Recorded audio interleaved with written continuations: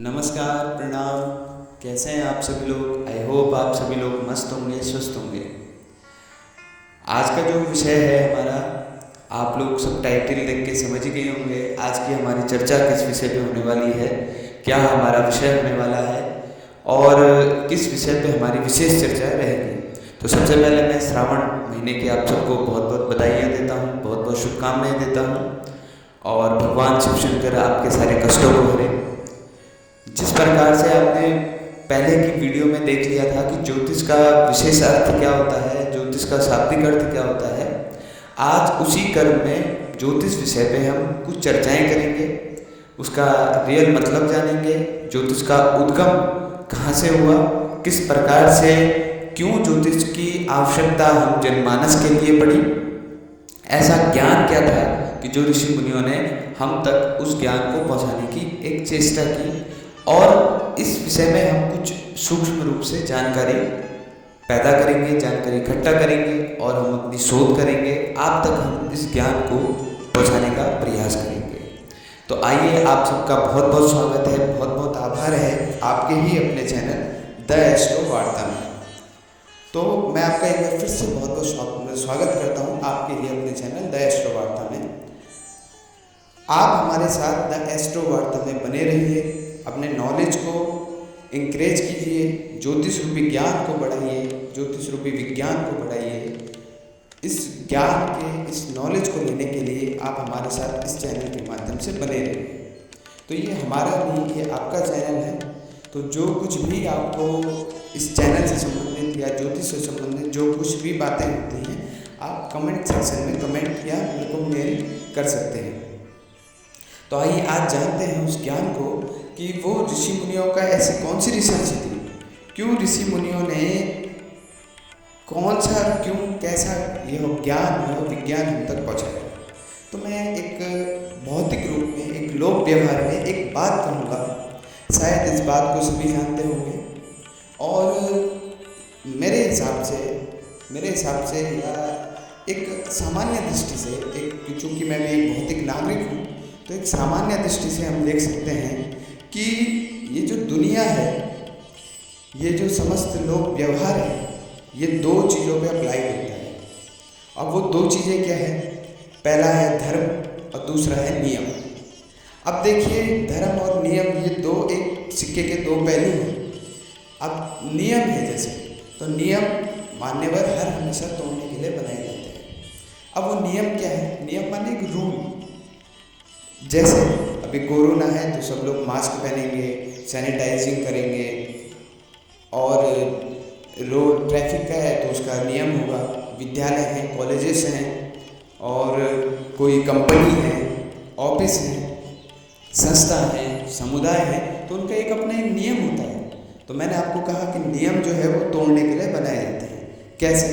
अभी देखिए, कोरोना अभी ख़त्म भी नहीं हुआ, लोगों ने मास्क निकालना शुरू कर दिए। अभी लोग मास्क पहन के, बिना मास्क पहने हुए घूम रहे हैं। फलानी जगह लिखा रहता है कि पान थूकना मना है, फिर भी वही पान थूका जाता है। ट्रैफिक रूल में हेलमेट पहनिए, बहुत सारे रूल हैं, तो उनको कोई अप्लाई नहीं करता। कोई का मतलब ऐसा है कि कोई दो चार उनमें से ऐसे होते हैं जो अप्लाई नहीं करते। क्यों? इसके पीछे का क्या है ऐसा जो अप्लाई नहीं करते? तो मैंने आपको कहा कि नियम जो है वो तोड़ने के लिए बनाए जाते हैं। अब जो धर्म है, धर्म जो है वो मनवाने के लिए बनाए जाते हैं, माने धर्म पालन करने के लिए बनाए जाते हैं। धर्म का पालन किया जाता है, धर्म हमें जीना सिखाता है। अर्थात अब जैसे अभी नवरात्रे आएंगे, तो नवरात्रों में कई लोग 10-10 दिन का उपवास रखते हैं। बहुत अच्छी बात है, माँ गौरा के लिए, माँ जगदम्बा के लिए आप 10-10 दिन उनके उपवास में अन्न ये सब त्याग रहे हैं। माने केवल माँ भगवती की श्रद्धा है। और ये हमारा धर्म है कि मंदिर में भाई गर्भगृह में पंडित के अलावा, पुजारी के अलावा और कोई नहीं जाएगा, तो लोग जाते भी नहीं हैं।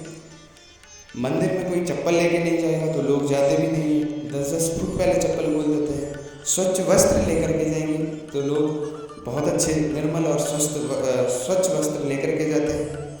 और भी बहुत सारी चीज़ें हैं। धर्म क्या है कि आप किसी कार्य को करने जा रहे हैं, कोई शुभ कार्य को करने जा रहे हैं, रास्ते में काली बिल्ली ने आपका रास्ता रोक दिया, तो तो आप अपना रूट ही चेंज कर देंगे। दैट इज़ धर्म, जो कि आपको एक जीना, एक कर्तव्य का पालन करना सिखाता है। तो हमारे ऋषि मुनि, मैंने कहा, बहुत ज़्यादा एक्स्ट्रा ऑर्डिनरी थे, त्रिकाल दृष्टा थे, भूत भविष्य वर्तमान को जानने वाले थे। तो उन्होंने हमारे बीच में उनका एक विशेष ज्ञान था। विशेष ज्ञान का मतलब ऐसा मानिए, उनकी एक शोध थी, उन्होंने किसी विषय पे चर्चा की थी। वो विषय क्या था? ऐसा ज्ञान, ऐसा विज्ञान जो कि हमारे समस्त, चाहे वो भौतिक सुख हो, भौतिक उजाला हो, भौतिक ज्ञान हो, भौतिक विज्ञान हो, चाहे हमारा विद्या संबंधित हो, ज्ञान संबंधित हो, धर्म संबंधित हो, धन संबंधित हो, ऐसा ज्ञान, उसके विषय में मार्गदर्शन करना, तो उसके विषय में उन्होंने एक रिसर्च की थी, एक शोध किया था।